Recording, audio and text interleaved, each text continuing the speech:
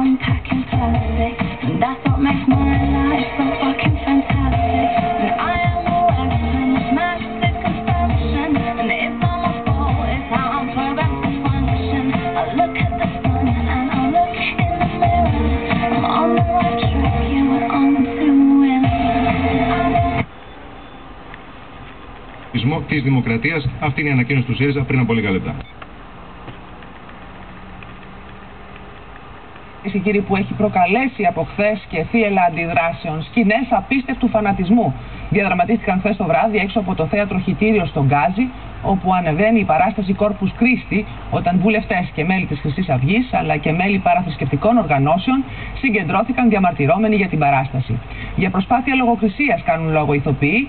Αλγινή εντύπωση προκαλεί η απελευθέρωση ενός ατόμου που είχε συλληφθεί από τον κοινοβουλευτικό εκπρόσωπο της Χρυσής Αυγής, για τον οποίον μάλιστα σχηματίστηκε δικογραφία. Είναι η στιγμή που ο κοινοβουλευτικός